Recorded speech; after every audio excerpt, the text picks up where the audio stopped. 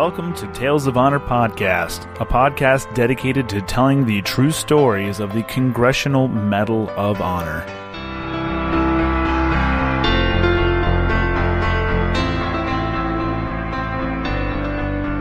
Hello, everyone, and welcome to another episode of Tales of Honor Podcast. I'm your host, Christoph Ambrosch, and hey, we're only 3 episodes away from Christmas.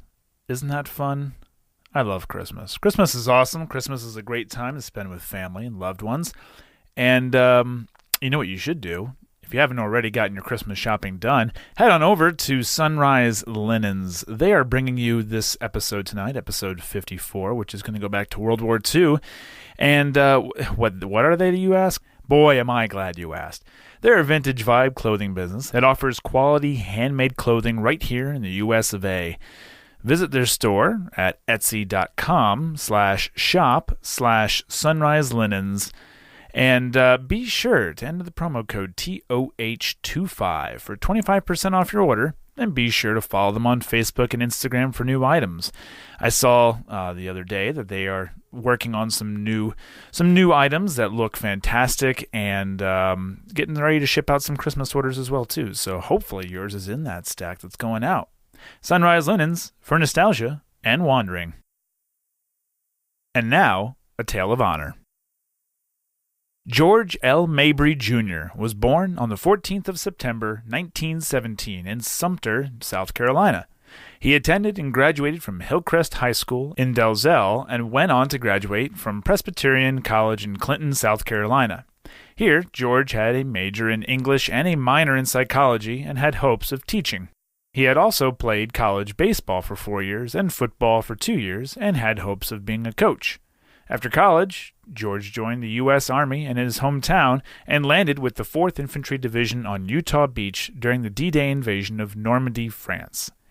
In a very short time, George was promoted up through the ranks to lieutenant colonel, and in November of 1944 was leading the 2nd Battalion, 8th Infantry Regiment, 4th Infantry Division. George found himself in the Hurtgen Forest in Germany, and it was his actions during this battle that would earn him the Medal of Honor.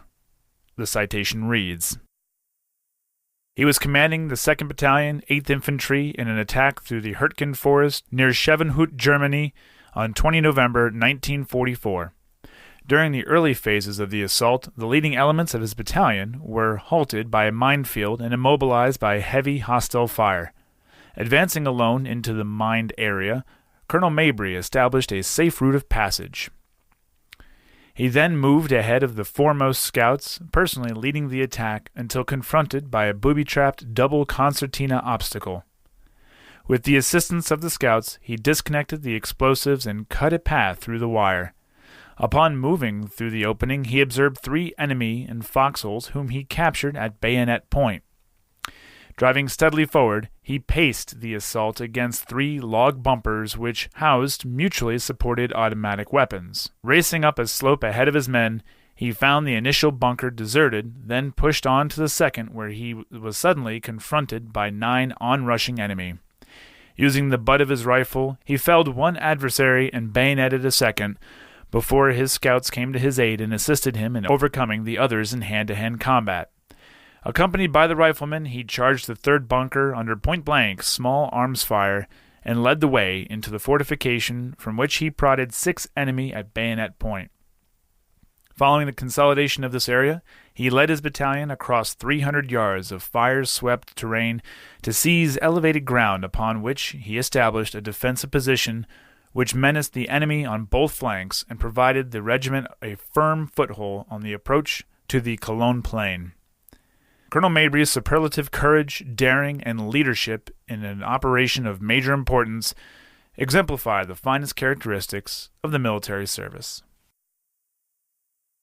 The year following these actions, in September of 1945, George received the Medal of Honor and went on to serve as the commander of the 31st Infantry Regiment in South Korea from 1954 to 1956.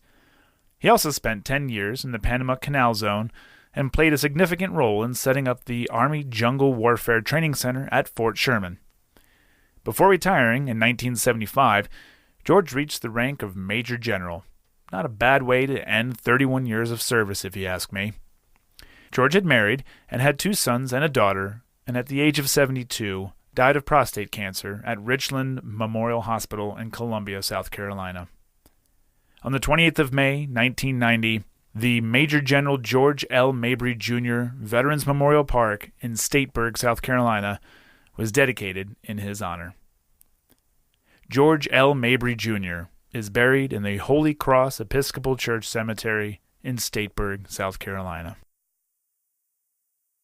And that was a Tale of Honor. Thank you so much for listening to Tales of Honor podcast. Hey, have you listened to us on Spotify yet? How about Apple Podcasts? How about YouTube? How about Facebook? Oh my goodness, all the places you can listen to us, and I bet you're only listening in one place. Man, you know what though?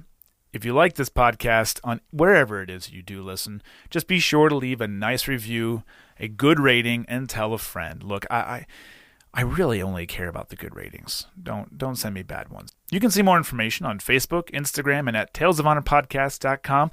And look, if you have any constructive criticism and you want to send it my way, you can also message me on Facebook and Instagram, but you can also email me at talesofhonorpodcast@gmail.com. And hey, until next time, I'm Christoph Ambrose. Thanks for listening.